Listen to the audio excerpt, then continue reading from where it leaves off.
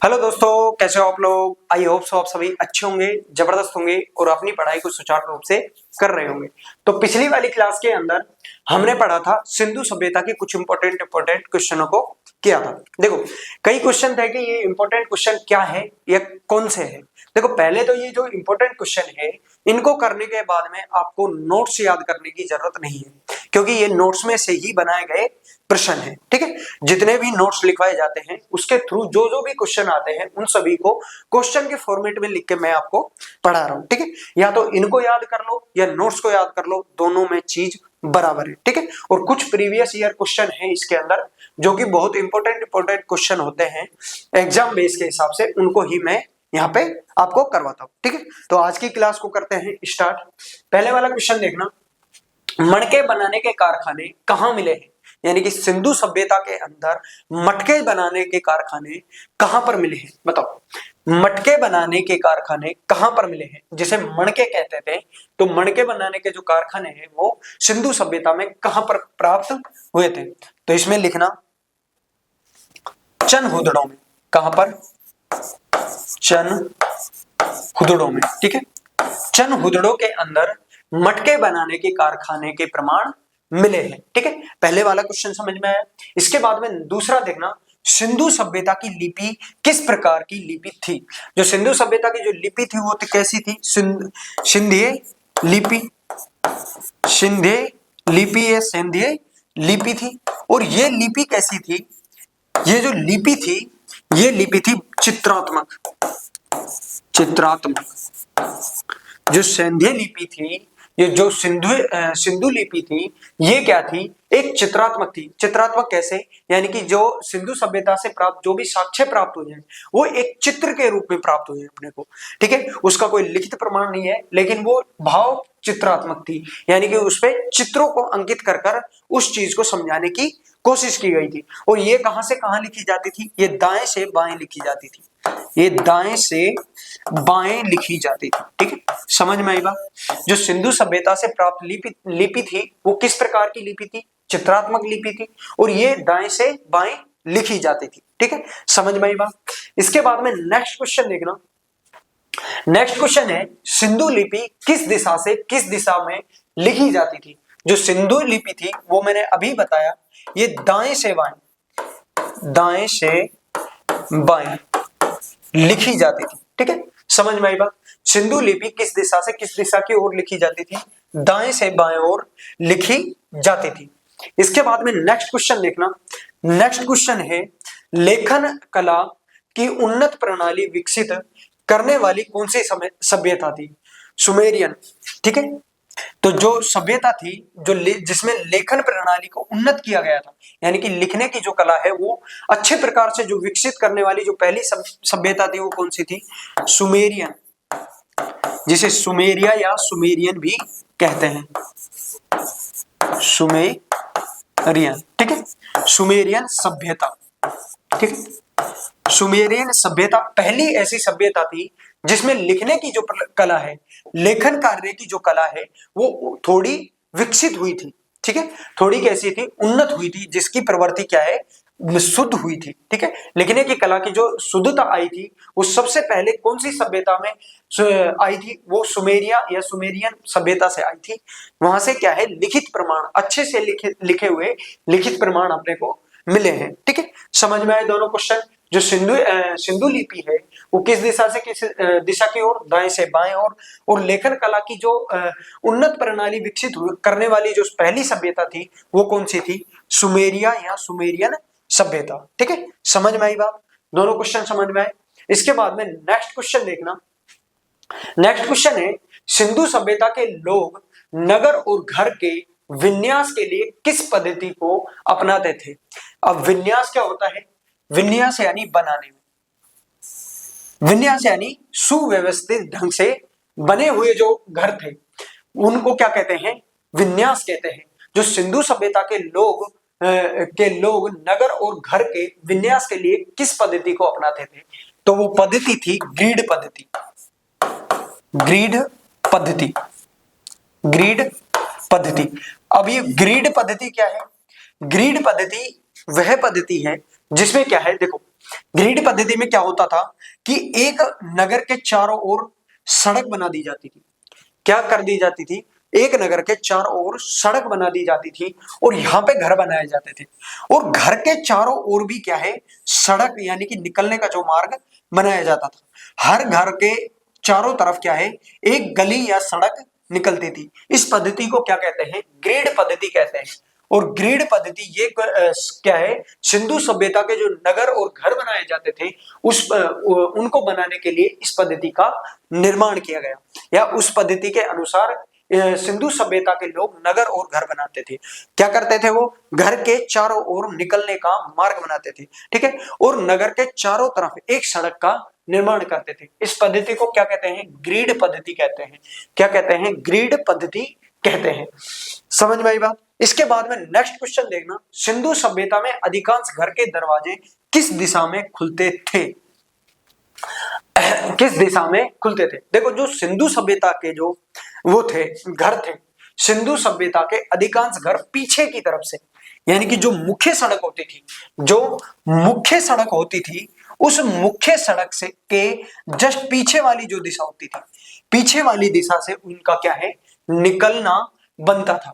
ठीक है, तो ये आएगी पीछे वाली दिशा से, पीछे की ओर से, या पीछे वाली दिशा से। ठीक है, समझ में आई बात? जो सिंधु सभ्यता के अधिकांश जो घर के दरवाजे हैं वो पीछे की ओर होते थे। मुख्य जो सड़क है, मुख्य सड़क को छोड़कर पीछे की तरफ, मुख्य सड़क के जस्ट पीछे की ओर खुलते थे। समझ में आई बात? ये वाला क्वेश्चन समझ में आया? ये वाला भी क्वेश्चन आपको समझ में आ गया होगा। नेक्स्ट क्वेश्चन पे चलते हैं। नेक्स्ट क्वेश्चन है, किस नगर में घर के दरवाजे मुख्य सड़क की ओर खुलते थे? जो सिंधु सभ्यता है, सिंधु सभ्यता का एकमात्र एक नगर ऐसा है जिसके जो घर है वो मुख्य सड़क की ओर खुलते थे। तो वो कौन सा था? वो था लोथल। लोथल नगर। लोथल जो था सिंधु सभ्यता का एकमात्र ऐसा नगर था जिसके जो घर के दरवाजे हैं वो कहां पे? मुख्य सड़क की ओर खुलते थे। समझ में आई बात? लोथल एकमात्र ऐसा नगर था सिंधु सभ्यता के अंदर जिसके घर के दरवाजे जो थे वो मुख्य सड़क की ओर खुलते थे। ठीक है, समझ में आई बात? नेक्स्ट क्वेश्चन पे चलें। नेक्स्ट क्वेश्चन है, सिंधु सभ्यता की मुख्य फसलें कौन सी थी? जो मुख्य फसल थी वो दो थी, कौन सी? गेहूं और जौ। गेहूं और जौ ठीक है, सिंधु सभ्यता की मुख्य फसलें कौन सी थी? वो थी गेहूं और जौ। गेहूं और जौ को मुख्य रूप से सिंधु सभ्यता के लोग क्या करते थे? फसल के रूप में उपयोग में लेते, फसल उगाते थे। कौन सी दो फसल उगाते थे? गेहूं की और जौ की। जो गेहूं और जौ के जो साक्ष्य मिले हैं वो कहां से? मेहरानगढ़ से। मेहरानगढ़ से, ठीक है, मेहरानगढ़ से गेहूं और जौ, जो मुख्य सिंधु सभ्यता की मुख्य जो फसल है उसके साक्ष्य कहां से मिलते हैं? मेहरानगढ़ से। ठीक है, समझ में आई बात? ये वाला क्वेश्चन समझ में आया? सिंधु सभ्यता की मुख्य फसलें कौन कौन सी थी? गेहूं और जौ। समझ में आई बात? इसके बाद में चलते हैं नेक्स्ट क्वेश्चन पे। नेक्स्ट क्वेश्चन है कि सिंधु सभ्यता के लोग मीठे के लिए किसका प्रयोग करते थे? यानी कि स्वाद में जो चीनी, अब अपन क्या करते हैं? चीनी का उपयोग करते हैं। तो पहले के जो लोग थे वो सभी क्या करते थे? शहद का उपयोग करते थे। ये ज्यादा इंपॉर्टेंट नहीं है, लेकिन एक बेसिक सा क्वेश्चन है, क्या पता किसी को घुमाने के लिए एग्जामिनर इसको पूछ ले। तो एक याद रखना कि मीठे के लिए शहद का उपयोग करते थे।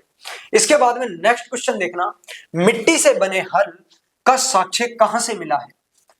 मिट्टी से बने हल का साक्ष्य कहां से मिला है? देखो बताओ, पहले क्या किया करो कि पहले अपने से क्वेश्चन का हल देने की कोशिश किया करो। जैसे मैं जब क्वेश्चन पढ़ूं तो यदि आपने ये वाला टॉपिक पढ़ रखा है तो मैं उम्मीद करता हूं कि आपको इसका आंसर पता होगा। यदि आपको पता होता है तो वीडियो को वहीं पर रोको और कमेंट बॉक्स में उसका आंसर लिखो। ठीक है, आंसर लिखने के बाद में उसके बाद में देखना कि तुम्हारा क्वेश्चन का आंसर सही है या गलत है। ठीक है, तो देखो नेक्स्ट वाला क्वेश्चन, ये वाला क्वेश्चन करें, मिट्टी से बने हल का साक्ष्य कहां से मिला है? तो मिट्टी से जो बने हुए हल का साक्ष्य है वो वनमाली, वो सिंधु सभ्यता के वनमाली नामक स्थान से क्या है? प्राप्त होता है। ठीक है, समझ में आए बात। मिट्टी से बने हल का साक्ष्य कौन से नगर से मिलता है? बनमाली नगर से मिलता है। ठीक है, समझ में आए बात। इसके बाद में नेक्स्ट क्वेश्चन देखते हैं। नेक्स्ट क्वेश्चन है रंगपुर और लोथल से किस फसल के दाने मिलने का प्रमाण मिला है? यदि फसल बोले तो इसको अपन कहेंगे धान, और वैसे बोलेगा तो चावल। धान चावल, दाना किसका मिला है? चावल का। और कौन सी फसल का?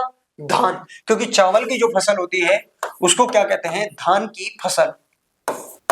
उसे क्या कहते हैं? धान की फसल। रंगपुर और लोथल के अंदर, ये बात याद रखना कि इस वाले क्वेश्चन को उल्टा भी पूछ सकता है, चावल के साक्ष्य सिंधु सभ्यता में कहां से मिले हैं, या चावल का दाना सिंधु सभ्यता में किस जगह से मिला है? रंगपुर से और लोथल से, दो ऐसी जगह है जहां से अपने को क्या है? चावल के साक्ष्य मिले। कहां से? रंगपुर से और लोथल से। ठीक है, समझ में आई बात। लोथल गुजरात के अंदर है। ठीक है, नेक्स्ट क्वेश्चन है चावल के प्रथम साक्ष्य कहां से प्राप्त हुए हैं? जो चावल के प्रथम साक्ष्य कहां से प्राप्त हुए हैं? जो चावल के प्रथम जो साक्ष्य हैं वो प्राप्त हुए हैं लोथल से। लोथल से। ठीक है, समझ में आई बात। चावल के जो प्रथम साक्ष्य है वो कहां से प्राप्त हुए? वो लोथल से हुए। ठीक है, समझ में आई बात। नेक्स्ट क्वेश्चन पे चलें। नेक्स्ट क्वेश्चन है सुतका गेंडोर, कालीबंगा और लोथल से किस पशु के अवशेष मिले हैं? ये इसको छोड़ देना, ये गलत हो गया। ठीक है, ये क्या हो गया? गलत हो गया। ठीक है, तो इसमें क्या आएगा? सुतका गेंडोर, कालीबंगन और लोथल। सुतका गेंडोर, कालीबंगन और लोथल से किस पशु के अवशेष मिले हैं? अवशेष यानी कि जिसका अस्थि पंजर मिला हुआ हो। तो जो लोथल है, लोथल से किसके साक्ष्य मिले हैं? घोड़े के, अश्व के। अश्व यानी घोड़े का जो अस्थि पिंजर है वो कौन कौन सी जगह से मिला है? लोथल से, कालीबंगा से और सुतका गेंडोर से। सुतका गेंडोर से। समझ में आई बात। कालीबंगन, लोथल, सुतका गेंडोर। यहाँ पे क्या है? सुतका गेंडोर है। ठीक है, सुतका गेंडोर, कालीबंगा, लोथल, और लोथल से क्या है? अश्व के, घोड़े के असली पंजर मिले। ठीक है, नेक्स्ट क्वेश्चन पे चले। नेक्स्ट क्वेश्चन है तोल की इकाई का अनुपात क्या माना जाता था? जो सिंधु सभ्यता के अंदर जो तोल किया जाता था वो किस इकाई के अनुसार किया जाता था? देखो, यदि आप सिंधु सभ्यता के काल में एक वस्तु लेते थे तो 16 इकाई, जैसे अपन अभी एक वस्तु के बदले में 1 रुपया देते हैं, जैसे एक वस्तु के रुपए में अपने एक, उसका मूल्य 1 रुपया है, तो पहले क्या होता था? 6 इकाई एक वस्तु का मूल्य होता था। 6 इकाई एक वस्तु का मूल्य होता था, यानी कि 6 के गुणज नहीं, 16, सॉरी 16 के गुणज, जिसे गुणज भी कहते हो। ठीक है, 16 के गुणज। यदि एक वस्तु लेनी है तो 16 इकाई देनी होगी, 2 वस्तु लेनी है तो 32, 3 वस्तु लेनी है तो 48 इकाई। उस टाइम पर जो भी इकाइयां चलती थी, या कोई भी अनाज हो, वो 16 इकाई अनाज हो या 32 इकाई अनाज हो, यदि एक वस्तु परचेज करनी होती थी तो 16 के अनुपात में देते थे। यानी कि किसी भी वस्तु का जो मूल्य लगाया जाता था वो 16 के अनुसार लगाया जाता था। यदि एक वस्तु लेनी है तो 16, 2 वस्तु लेनी है तो 32, 3 वस्तु लेनी है तो 48। ठीक है, समझ में आई बात। तो इसका जो इकाई का जो अनुपात आएगा वो 16 के अनुपात में पहले क्या होती थी? वस्तु प्राप्त होती थी। समझ में आई बात। समझ में आई बात। इसके बाद में नेक्स्ट क्वेश्चन देखना। नेक्स्ट क्वेश्चन है मेसोपोटामिया के अभिलेख में वर्णित मलुहा शब्द किस सभ्यता के लिए प्रयोग किया है? मलुहा जो शब्द है वो किस सभ्यता के लिए प्रयोग में लिया गया है? तो वो सभ्यता है सिंधु सभ्यता। सिंधु सभ्यता। ठीक है, समझ में आई बात। सिंधु सभ्यता। इसको यह भी पूछ सकता है कि सिंधु सभ्यता को मेसोपोटामिया के अभिलेख में किस नाम से वर्णित किया गया है? तो उसका आंसर आएगा मलुहा। उसका आंसर आएगा मलुहा। लेकिन क्वेश्चन क्या है? मेसोपोटामिया के अभिलेख में वर्णित मलुहा शब्द किस सभ्यता के लिए प्रयोग किया गया है? तो वो है सिंधु सभ्यता के लिए। जो मलुहा शब्द का जो उपयोग किया गया है मेसोपोटामिया के अभिलेख में, वो किस सभ्यता के लिए किया गया है? सिंधु सभ्यता के लिए किया गया है। ठीक है, समझ में आई बात? समझ में आई बात? इसके बाद में नेक्स्ट क्वेश्चन देखना। नेक्स्ट क्वेश्चन है, हड़प्पा संस्कृति का शासन किस वर्ण के हाथों में था? देखो, जो हड़प्पा जो संस्कृति थी, हड़प्पा संस्कृति के अंदर सबसे ज्यादा वाणिज्य वर्ग यानी कि व्यापारी वर्ग के लोग रहते थे। तो जो प्रतिनिधित्व करते थे हड़प्पा की जो संस्कृति में, जो प्रतिनिधित्व जो करते थे, जो सबसे ज्यादा जो साक्ष्य मिले हैं वो व्यापारी समाज यानी कि वाणिज्य समाज जो है, वाणिज्य समाज के साक्ष्य मिले हैं। तो इसमें संभवतः इसलिए लगाया गया है क्योंकि अभी इसके पूर्ण रूप से कोई भी लिखित या कोई चित्रात्मक क्या है, साक्ष्य नहीं मिला है। ठीक है, तो हड़प्पा जो संस्कृति का शासन है वो किस वर्ण के? वो वाणिज्य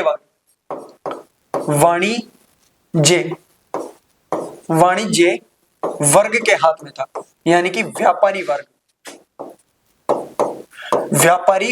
क्या है, वो हड़प्पा जो संस्कृति है उस पर अधिपत्य था, यानी कि अधिकता जो थी वो किसकी थी? वाणिज्य वर्ग की थी, यानी कि व्यापारियों की थी। ठीक है, पिंगट ने किन दो नगरों को एक विस्तृत साम्राज्य की जुड़वा राजधानी कहा गया है? विस्तृत साम्राज्य का मतलब है कि जो संपूर्ण जो सिंधु सभ्यता है उसकी जुड़वा राजधानी किसे कहा गया है? किन दो नगरों को कहा गया है? किसमें? पिंगट में। ठीक है, पिंगट क्या है? सिंधु सभ्यता का एक लेखक है, सिंधु सभ्यता का एक लेखक है, और मेसोपोटामिया भी क्या है? सिंधु सभ्यता का एक अभिलेख। ठीक है, तो पिंगट ने दो नगरों को एक विस्तृत साम्राज्य की जुड़वा राजधानी कहा है। किन दो नगरों को? वो कौन कौन से दो नगर है? पहला है हड़प्पा और दूसरा है मोहनजोदड़ो।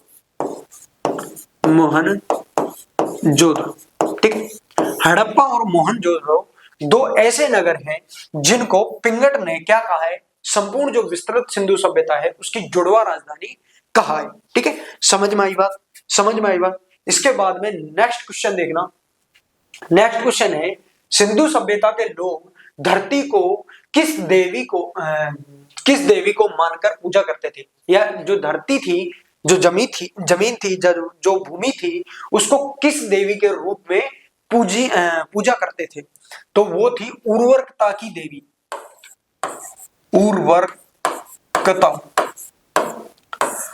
उर्वरकता की देवी के रूप में क्या है? पूजा की जाती थी। धरती माता की जो पूजा की जाती थी वो किसके रूप में? उर्वरकता की देवी के रूप में मानकर उसको क्या है? उसकी पूजा की जाती थी। उसके बाद में नेक्स्ट देखना, वृक्ष पूजा और शिव पूजा का प्रमाण किस सभ्यता से मिलता है? देखो, वृक्ष की जो पूजा का प्रमाण है वो कहां पे? सिंधु सभ्यता के अंदर मिला है। ये वाला क्वेश्चन डालने का एक ही उद्देश्य है कि यदि कभी भी पूछ लिया जाए कि वृक्ष पूजा का जो साक्ष्य है वो कौन सी सभ्यता में मिला है, तो इसको बात याद रखना कि सिंधु सभ्यता से। देखो, ये सभ्यता से कुछ इसी प्रकार के ऊटपटांग से क्वेश्चन उठते हैं, इसलिए जो बेसिक से बेसिक जो क्वेश्चन है उनको भी मैंने डालने की यहाँ पे कोशिश की। ठीक है, समझ में आई बात? तो वो कौन सी है? सिंधु सभ्यता से। कौन सी सभ्यता से? सिंधु सभ्यता से। नेक्स्ट वाला क्वेश्चन देखना, सिंधु काल में तांबा किन क्षेत्रों से आयात किया जाता था? देखो, सिंधु काल में जो तांबे का जो आयात है, यानी कि तांबे को कहां से लाया जाता था? तो वो लाया जाता था 3 स्थानों से। 3 कौन कौन से स्थान थे? पहला स्थान था खेतड़ी, दूसरा था अफगानिस्तान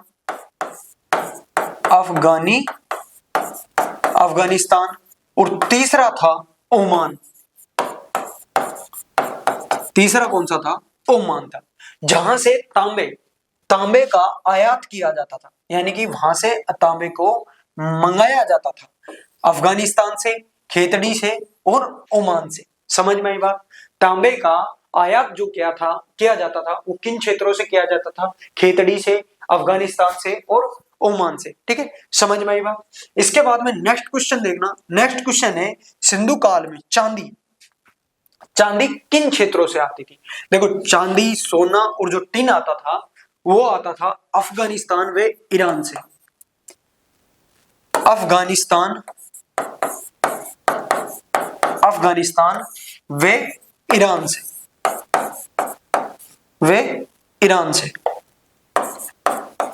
अफगानिस्तान व ईरान से। क्या? चांदी, सोना व टिन, ठीक है। चांदी, सोना व टिन कहां से आता था? अफगानिस्तान व ईरान से, ठीक है। समझ में आई बात? इसके बाद में नेक्स्ट क्वेश्चन देखना। नेक्स्ट क्वेश्चन है, सोना अभी बताया था अफगानिस्तान और ईरान से, टिन भी कहां से? अफगानिस्तान और ईरान से। समझ में आई बात?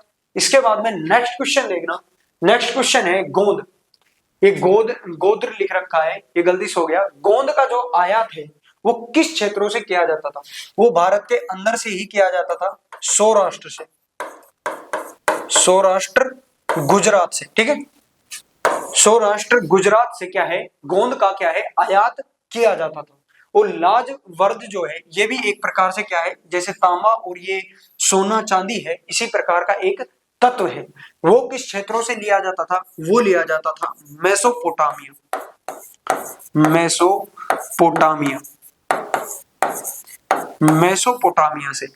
मेसोपोटामिया से क्या है?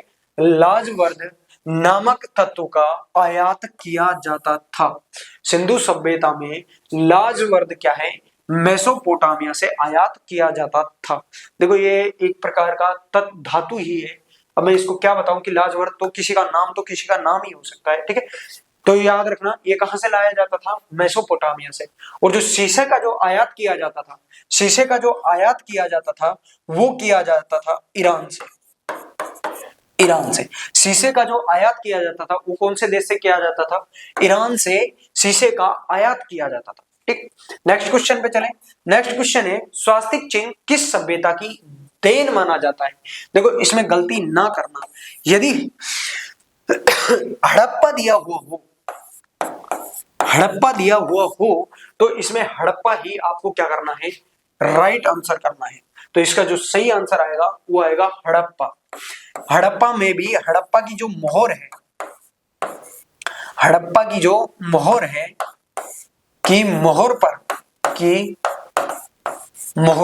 हड़प्पा से जो मोहर पाई गई है उसके अंदर क्या है? स्वस्तिक चिन्ह, यानी कि साथिया जो बनाया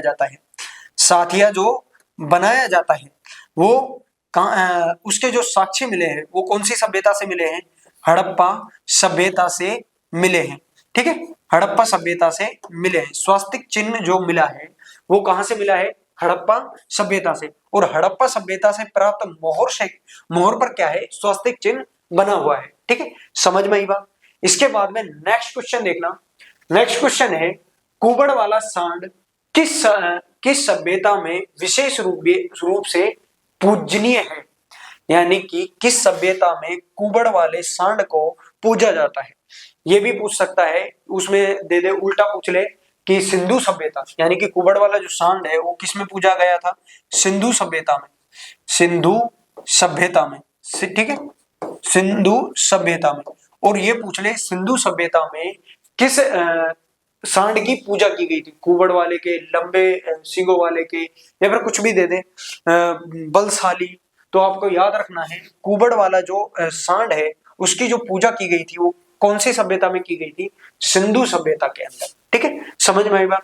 इसके बाद में देखना, स्त्री पूजा के अधिक मिलने से सिंधु समाज को किस प्रकार का समाज कहा जाता है? पहले तो इसमें एक बात याद रखना, जो सिंधु सभ्यता है, सिंधु सभ्यता को मातृ सभ्यता भी कहते हैं। क्योंकि मातृ सभ्यता क्यों कहते हैं? क्योंकि यहाँ पर मातृदेवी, यानी कि स्त्री की, मातृदेवी की सबसे ज्यादा पूजा की जाती थी, ठीक है। मातृदेवी की सबसे ज्यादा पूजा की जाती थी। और इसके समाज को क्या कहते हैं? मातृय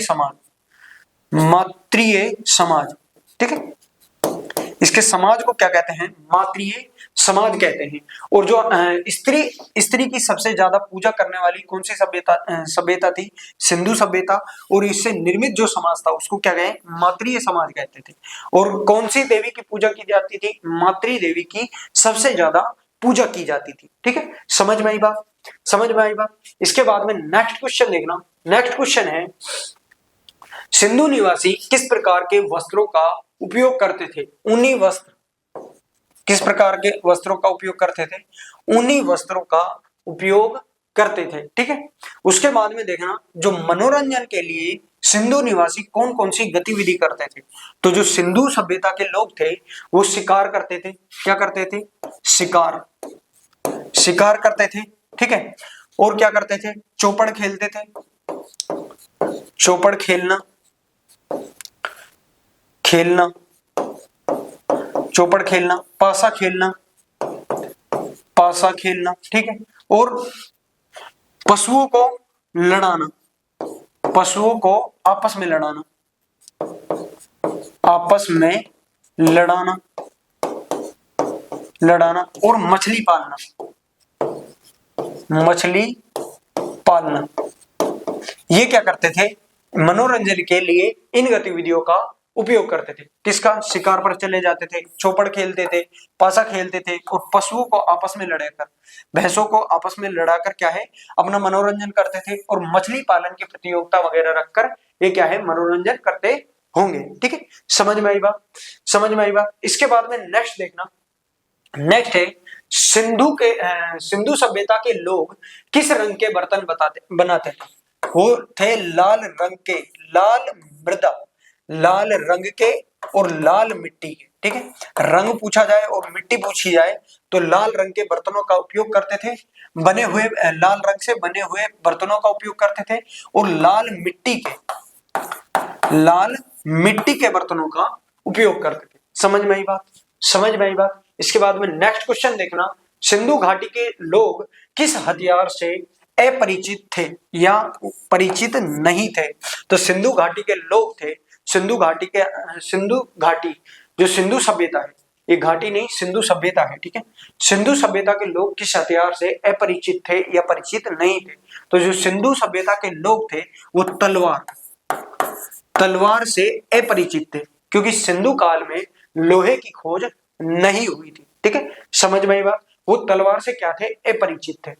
इसके बाद में नेक्स्ट क्वेश्चन देखना, नेक्स्ट क्वेश्चन है, काली बंगन या काली बंगा का अर्थ क्या है? काले रंग की चूड़ियां, काले रंग की चूड़ियां, काली बंगा का अर्थ क्या है? काले रंग की चूड़ियां या काली चूड़ियां। ठीक है, समझ में आई बात। नेक्स्ट क्वेश्चन देखें, नेक्स्ट क्वेश्चन है, काली बंगन में कौन से प्रमाण मिले हैं? पहला तो मिला है जुते हुए खेत के, जुते हुए खेत के प्रमाण। ठीक है, और दूसरा यज्ञ अग्नि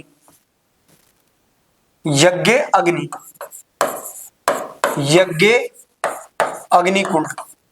जो यज्ञ अग्नि है, जो आग है, उसके प्रमाण भी जो कहां पे मिले हैं, वो भी कालीबंगा के अंदर मिले हैं। उसके बाद में नेक्स्ट देखना, सिंधु सभ्यता में कौन सी सामाजिक प्रथा थी? दो सामाजिक प्रथा थी, पहली पर्दा प्रथा और दूसरी थी वैश्यकता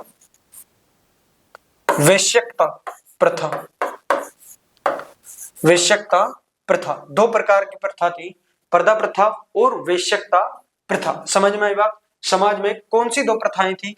पर्दा प्रथा और वैश्यकता प्रथा। इसके बाद में नेक्स्ट क्वेश्चन देखना, हड़प्पा में शवों को दफनाने की प्रथा थी या जलाने की प्रथा थी?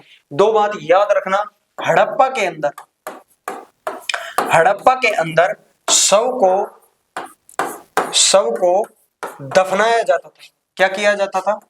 दफनाया जाता था। लेकिन जो मोहनजोदड़ो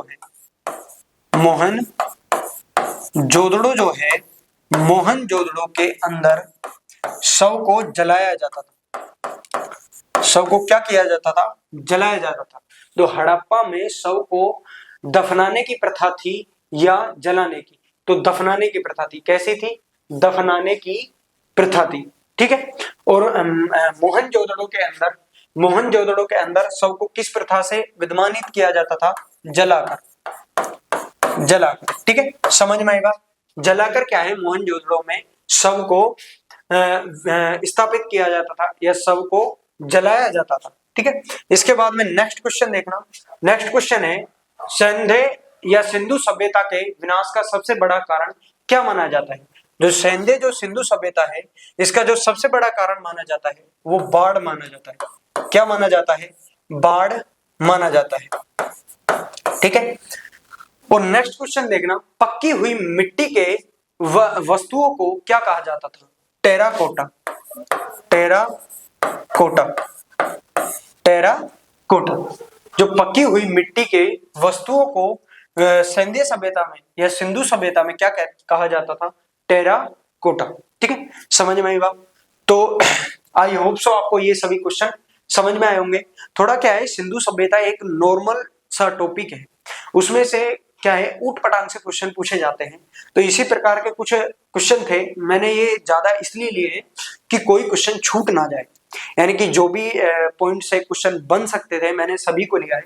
उस वजह से कुछ नॉर्मल क्वेश्चन भी हैं और कुछ अच्छे क्वेश्चन भी है इसमें, तो आप एडजस्ट करना इनको सभी को देखने के लिए। वैसे बहुत ज्यादा इंपॉर्टेंट क्वेश्चन है और आई होप सो आज की वीडियो आप सभी को पसंद आई होगी, और यदि कोई गलती हो तो क्षमा करना। Thank you.